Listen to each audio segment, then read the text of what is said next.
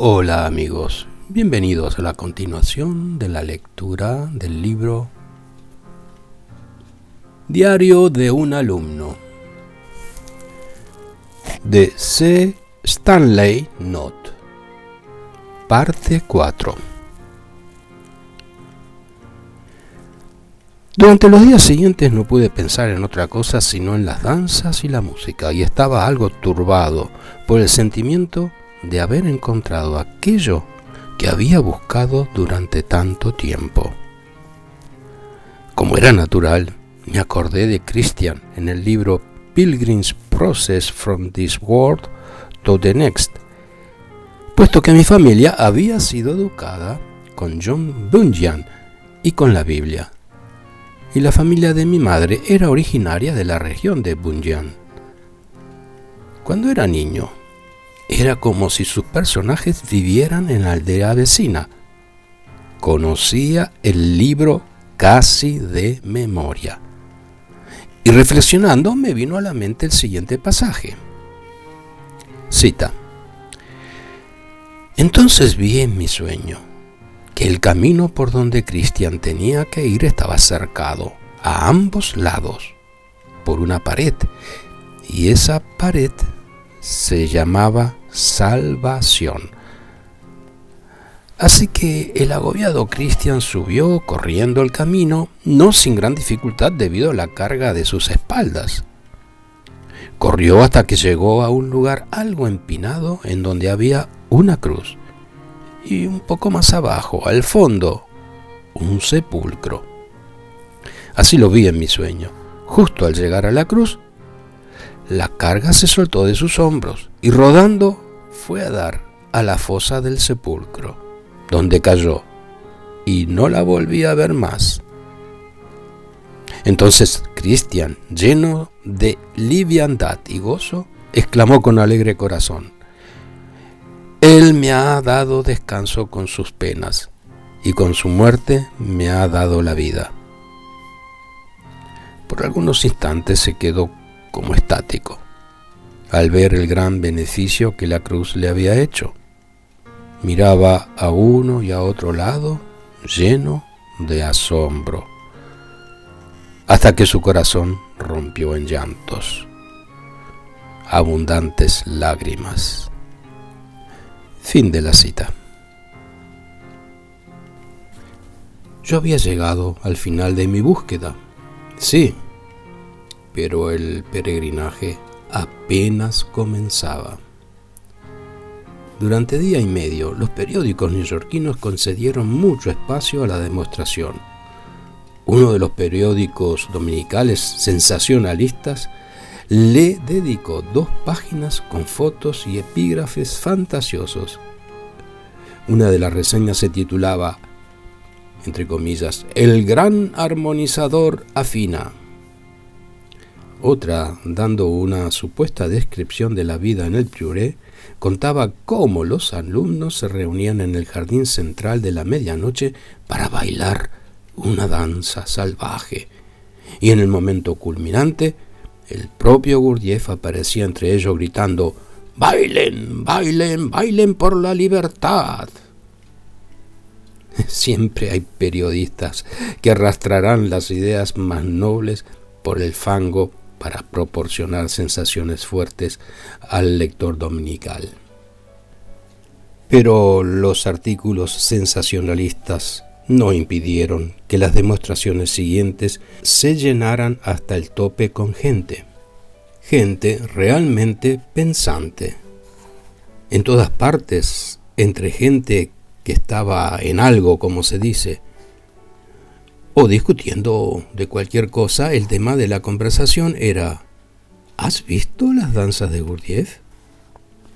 Algunos decían que los alumnos estaban hipnotizados, otros que estaban intimidados porque nunca sonreían, y otros se quejaban porque no podían hacer que las danzas encajaran en una categoría para poder etiquetarlas y escribir artículos sobre ellas o sobre el sistema. Nadie tenía la satisfacción de explicar a los demás de qué se trataba. Esto molestó, aparte de la inteligencia, que se habría burlado de no ser por la alta posición de los alumnos más antiguos de Gurdjieff. Horace tenía una reputación literaria internacional. Gordon Craig había dicho que el señor de Salzmann entendía más que nadie en el mundo occidental sobre la iluminación y la escenografía. De Harman era un músico de primer orden y el doctor Schönwald tenía una gran reputación en Rusia como médico psiquiatra. Por otra parte, 3 de las alumnas jóvenes, una inglesa, una armenia y una montenegrina, eran consideradas entre las mejores bailarinas de Europa. Como decían algunos, tiene que haber algo en un sistema que atraiga talentos tan variados para seguir a Gurdjieff. Por otro lado, alguien de Londres, lector del New Age, me dijo: ¿no es una lástima ver a un hombre con el talento y la reputación de Horace desperdiciando su vida literaria de Londres para seguir a un charlatán? Una señora, hablándome sobre la demostración, dijo: entiendo que el señor Gurdjieff vive en el bosque de Fontainebleau con Catherine Mansfield y que se llaman a sí mismos los amantes del bosque. Mi primer contacto personal con Gurdjieff tuvo lugar un día o dos después de la demostración. Yo había estado hablando con Jane Epp, quien había venido a la librería donde yo trabajaba. Ella, con Margaret Anderson, estaba editando y publicando la Little Review, que si bien no era la equivalente en los Estados Unidos de la New Age de Inglaterra, se le parecía en sus objetivos.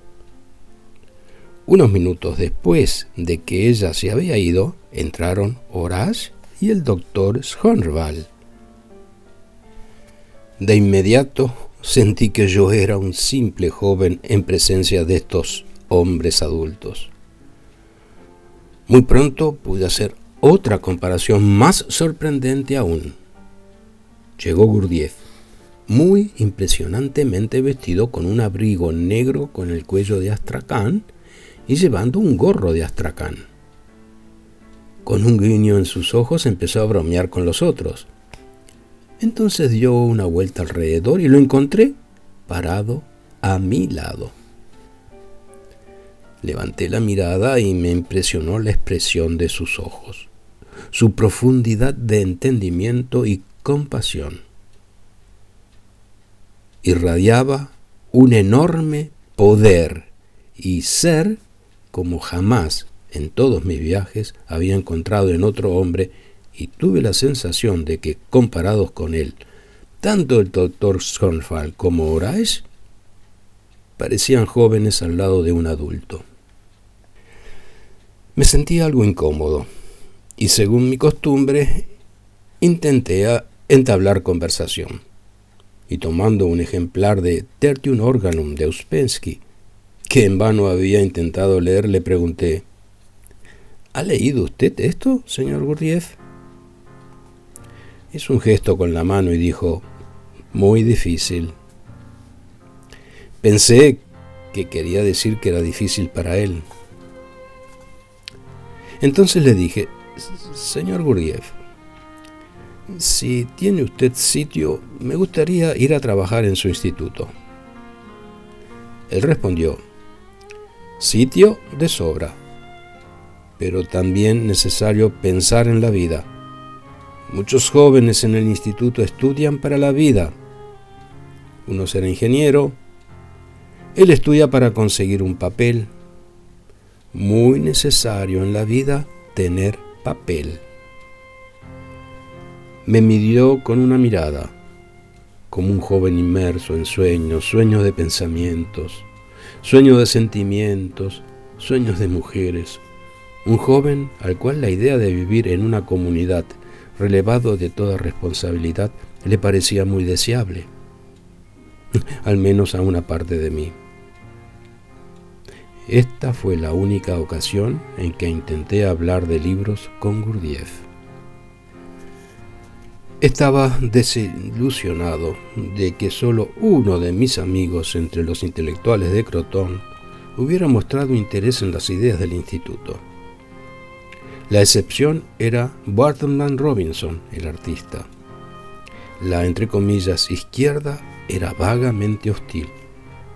Pero la izquierda se opone siempre a las ideas que tienen como meta cambiar el estado interior del hombre. Ellos quieren cambiar condiciones exteriores, resultados. Cambien la forma de gobierno y todo irá bien. Lo mejor está aún por venir. La felicidad para ellos está en el futuro. Pero como dice Pope, la esperanza brota eterna en el pecho del hombre. El hombre nunca es, pero siempre será bendecido. Hablo de esto porque hasta este momento había vivido entre la inteligencia, creyendo lo que ellos creían, y estaba en camino de ser un intelectual fosilizado, identificado con ideas gastadas. Casi todas las noches Gurdjieff se reunía con grupos. No daba conferencias de la forma corriente, sino charlas informales, que consistían sobre todo en preguntas y respuestas. Una vez, durante la reunión en el apartamento de Jane Epp, me era difícil mantener mi atención sobre la charla.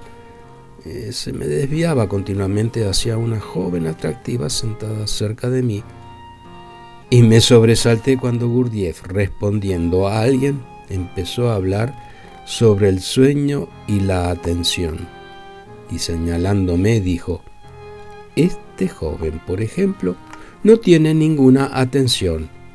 Está más de 3/4 partes dormido. Me desperté de mis sueños y empecé a darme cuenta. Alguien preguntó: ¿cómo podemos adquirir atención? Él dijo, y no intentaré, excepto en algunas ocasiones, reproducir su inglés chapurreado. Dijo: en general, poca gente tiene atención. Es posible dividir la atención en 2 o 3 partes. En este trabajo hay que intentar adquirir atención. Solo cuando se ha adquirido atención se puede empezar a observarse a sí mismo y a conocerse a sí mismo. Hay que empezar con cosas pequeñas. Alguien preguntó: ¿con qué cosas pequeñas podemos empezar? Gurdjieff: usted tiene movimientos nerviosos e inquietos que hacen pensar que es un bobo y no tiene autoridad sobre sí mismo. Lo mismo es ver estos movimientos y detenerlos. Si trabaja en grupo, se le puede ayudar, e incluso su familia puede ayudarle. Entonces podrá detener estos movimientos inquietos. Haga de esto su meta y después tal vez pueda adquirir atención. Esto es un ejemplo del hacer. Todo el mundo, cuando empieza en este trabajo, desea hacer cosas grandes. Si empieza con cosas grandes, nunca hará nada. Empiece primero con cosas pequeñas. Si desea interpretar música y comienza a tocar sin tener práctica, nunca va a lograr tocar verdaderas melodías. Y aquellas que toque harán sufrir a la gente, por lo cual lo odiarán. Ocurre igual con las cosas psicológicas. Para lograr algo real es necesaria mucha práctica y mucho trabajo, pero empiece por hacer cosas pequeñas. Si al principio tiene como meta cosas grandes, nunca hará nada ni será nada, y sus acciones irritarán a la gente y será la causa de que lo odien. A mediados de enero de 1924, durante una reunión en el estudio de O'Neill, llegué y encontré cierto número de personas ya sentadas. Era gente de dinero e interesada en el arte contemporáneo, la música y las ideas. La reunión había sido pautada para las 9, pero eran casi las 10 cuando apareció Gurdjieff.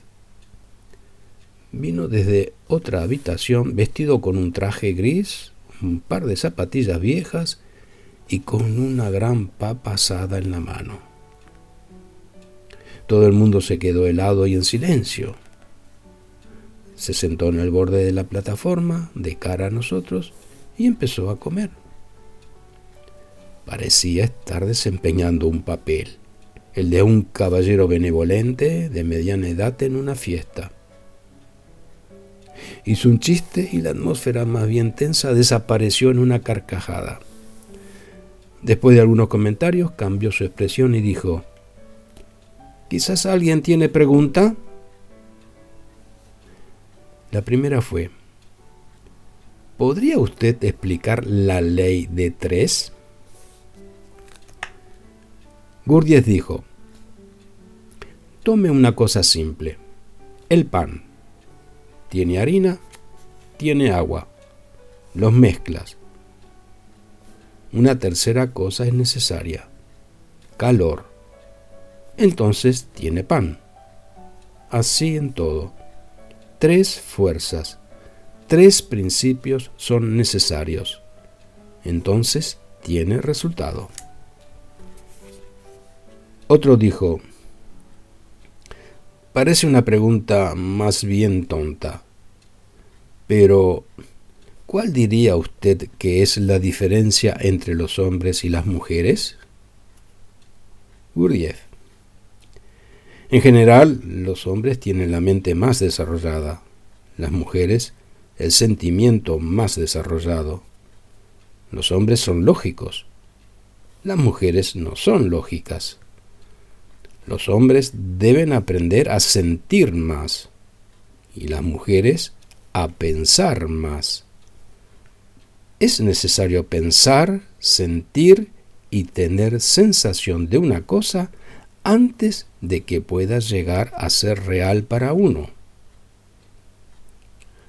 Acerca del tener la sensación, usted no sabe lo que es tener la sensación.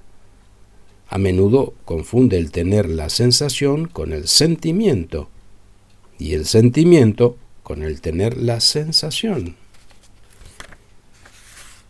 Tiene que saber cuándo está pensando, cuándo está sintiendo y cuándo está teniendo la sensación. Los 3 procesos son necesarios y hace falta mucho trabajo para entenderlo. Pregunta: ¿qué es el sufrimiento? No hablo de dolor físico, sino del sufrimiento que pesa sobre los sentimientos y sobre la mente. Quizás me refiero al sufrimiento emocional y mental, cuando muchas veces no tiene razón aparente. Gurdjieff: hay diferentes tipos de sufrimiento. En general, todo el mundo sufre, pero la mayor parte del sufrimiento es mecánico. Hay 2 ríos en la vida. En el primer río, el sufrimiento es pasivo e inconsciente. En el segundo río, el sufrimiento es voluntario, entre comillas, que es muy diferente y de gran valor. Todo sufrimiento tiene causa y consecuencia. La mayor parte de su sufrimiento ahora tiene causa y consecuencia. La causa de la mayor parte de su sufrimiento ahora son sus callos, o que alguien se los pise. Para llegar al segundo río, hay que dejar todo atrás. Pregunta: ¿puede usted decirnos qué lugar tiene el amor en su sistema? Gurdjieff: el amor ordinario va con el odio. Amo esto, odio aquello. hoy te amo, la semana que viene, o la hora siguiente, o el minuto siguiente, te odio. Aquel que realmente ama puede ser. Aquel que puede ser, puede hacer. Aquel que puede hacer, es. Para saber del amor real, hay que olvidar todo sobre el amor y buscar una dirección. Tal como somos, no podemos amar. Amamos porque algo dentro de nosotros mismos se combina con las emanaciones de otro. Con todo esto empiezan las asociaciones agradables, quizás por emanaciones químico-físicas del centro instintivo, emocional o intelectual. También puede ser por influencias del aspecto exterior o por sentimientos. Yo te amo porque tú me amas a mí o porque no me amas, por sugerencias de otras personas, por un sentido de superioridad, por piedad o por muchas otras razones subjetivas y egoístas. Nos dejamos influenciar, proyectamos nuestros sentimientos en otras personas. La ira engendra ira, recibimos lo que damos, todo atrae o repela. Hay el amor del sexo, que ordinariamente se conoce como amor entre comillas entre hombres y mujeres. Cuando esto desaparece, un hombre y una mujer ya no, entre comillas, no se aman. Hay amor del sentimiento, que evoca lo opuesto y hace sufrir a la gente. Más tarde hablaremos del amor consciente. En respuesta a otra pregunta dijo: toda vida necesita amor. Las vacas dan más leches, a las gallinas más huevos, cuando sus dueños las aman. Diferentes personas, al sembrar, obtienen diferentes resultados. Un hombre fuerte puede marchitar las plantas con odio e incluso destruir a otras personas. Empieza amando a las plantas y a los animales, y entonces quizás aprenderás a amar a la gente. Sí, pero ¿qué es el amor?, dijo el que preguntaba. Hablamos del amor todo el tiempo, pero cuando me lo pregunto a mí mismo, sé que no sé. Quizás el desearle suerte a una persona o el desearle el bien, eso sea amarla, pero ¿cómo puedo saber yo lo que es bueno para otras personas? Incluso para mis propios hijos. Algunas veces cuando he luchado por algo que yo había pensado que era para su bien, ha resultado no ser bueno. Gurdjieff. Cuando sabes que no sabes, eso ya es mucho. Ven a los grupos y más tarde hablaremos sobre esto. Pregunta: ¿por qué es que los hombres son atraídos tantas veces hacia mujeres que les hacen sufrir y de la misma manera, por supuesto, las mujeres hacia hombres?